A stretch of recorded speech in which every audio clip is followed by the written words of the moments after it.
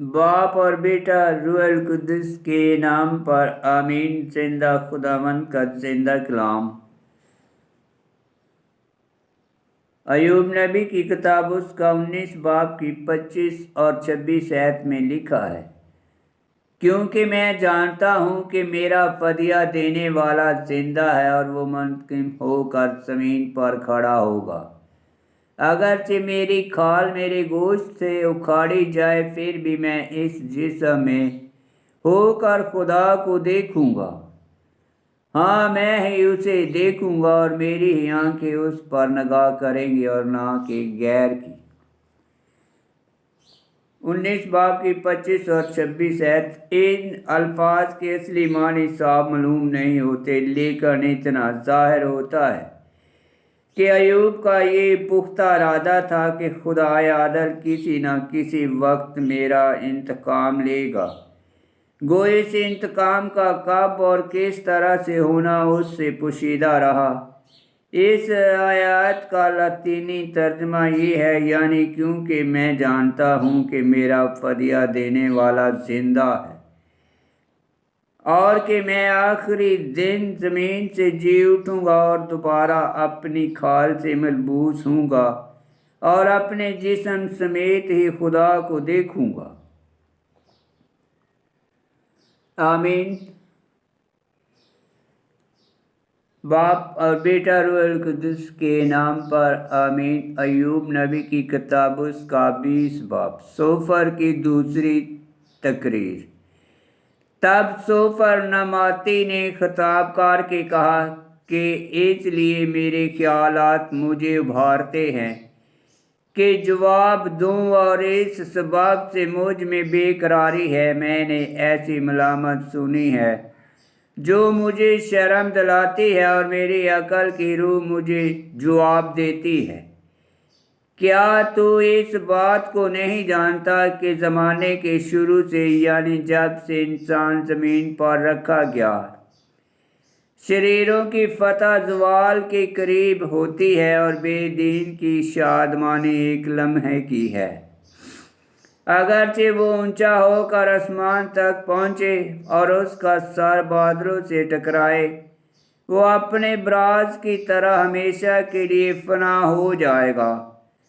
तो जिन्होंने उसे देखा था वो कहेंगे कि वो कहाँ है। वो ख्वाब की तरह उड़ जाएगा और पाया ना जाएगा और रात के सपने की मानद नेस्त हो जाएगा। जिस आँख ने उस पर निगाह की वो फिर उस पर नजर ना करेगी और उसकी जाए सुकूनत उसे फिर ना देखेगी। उसके बेटे मस्कनों से भीख मांगेंगे और उसी के हाथ उसकी दौलत वापस देंगे। उसकी जवानी उसकी हड्डियों को भार देगी और उसके साथ खाक में बिस्तर करेगी। अगरचे शरारत उसके मुंह में मीठी लगे और वो उसे अपनी ज़बान के नीचे छुपाए, अगरचे वो उसे बचाए रखे और ना छोड़े बल्कि अपने तालू पर उसे महफूज रखे, तो भी उसका खाना उसकी अमवा में बदल जाएगा और उसके पेट में अफ़ई का जहर बनेगा। वो दौलत को निगल गया है मगर उसे क्या कर देगा।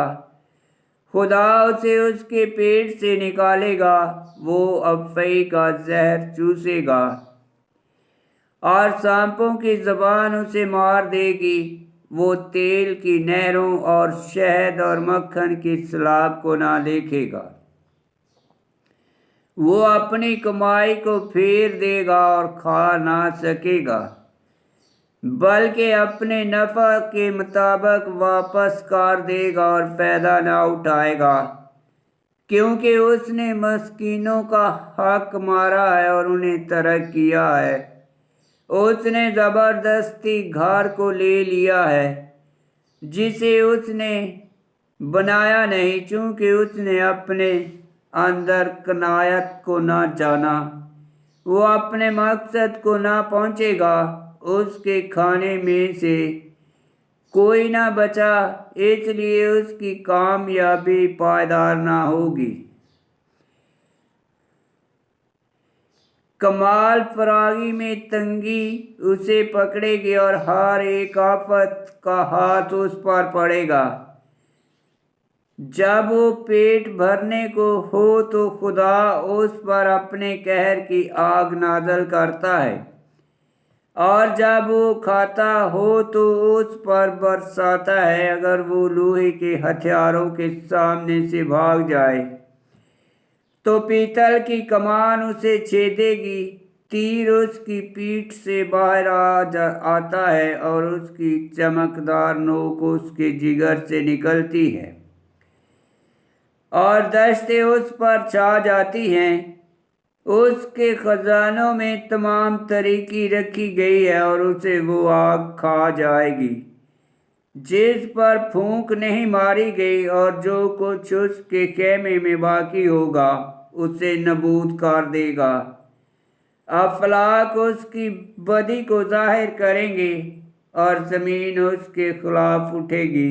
उसके घर की बढ़ती जाती रहेगी और वो रोज़ गज़ब में वो जाता रहेगा। खुदा की तरफ से शरीर इंसान का यही बकरा है, और खुदा के हुक्म से यही उसकी मिरास है।